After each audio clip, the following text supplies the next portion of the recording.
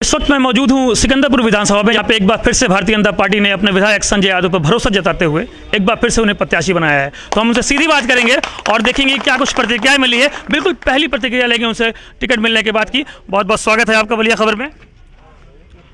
5 वर्ष तक जिस प्रकार से इस विधानसभा क्षेत्र सिकंदरपुर में भारतीय जनता पार्टी के कार्यकर्ता के तौर पे मैंने जिस प्रकार से लोगों की सेवा करने का काम किया और पूरे क्षेत्र में जिस प्रकार से हमारे सभी सम्मानित निवासियों का, इस क्षेत्रवासियों का, सबका मैंने जिस प्रकार से सम्मान किया और क्षेत्र का हर कोने का हम लोगों ने विकास करने का काम किया है।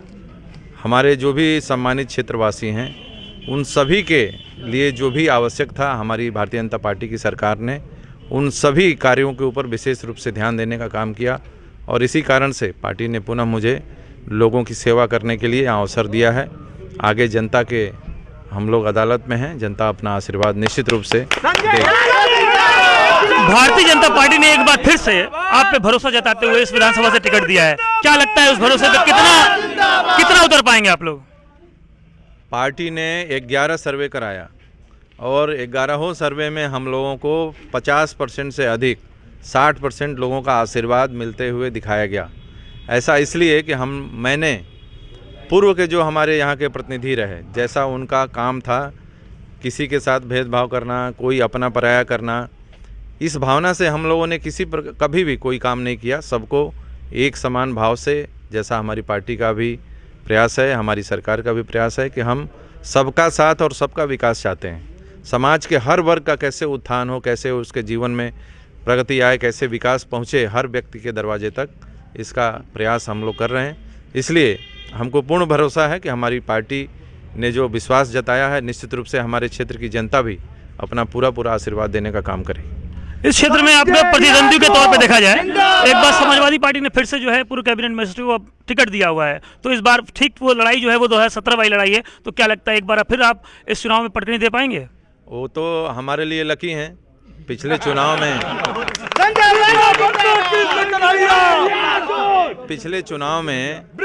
में कृष्ण कन्हैया, पिछले चुनाव में मैं तो 16 दिनों में ही 24,000 से अधिक मत से उनको हराया था, 25,000 से।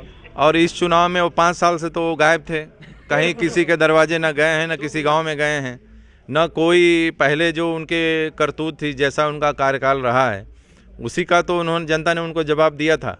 तो अभी फिर से कौन सी नई बात वो लेके आए हैं। और मैं तो कहूँगा समाजवादी पार्टी का जो नेतृत्व है उनको कोई सूझबूझ नहीं है कि फिर से उसी व्यक्ति को उन्होंने हमारे सामने भेज दिया जिसको मैंने 24,000 मतों से हरा दिया।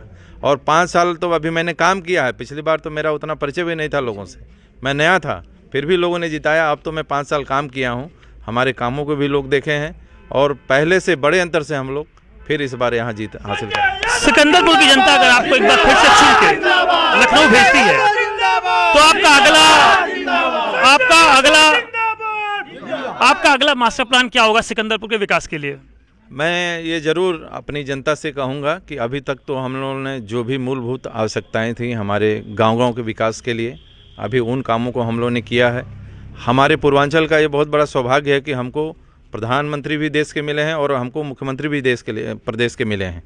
निश्चित रूप से अब हमारा पूर्वांचल जो है, जिस प्रकार से आप देखेंगे कि पूर्वांचल एक्सप्रेसवे बन गया, बगल में 2 एयरपोर्ट, हमको एक इंटरनेशनल एक नेशनल एयरपोर्ट गोरखपुर में और कुशीनगर में मिल गया।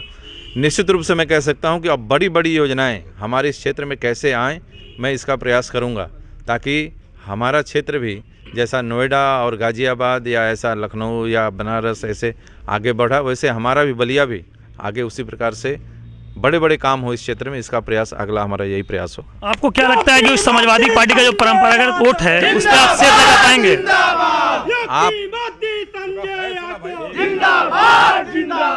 आप अगर यहाँ से अभी देखेंगे, जो मनिया रोड है उस पर पहले बागपत कहलाता था, आज भारतीय जनता पार्टी का कार्यकर्ता हर गांव में प्रधान है।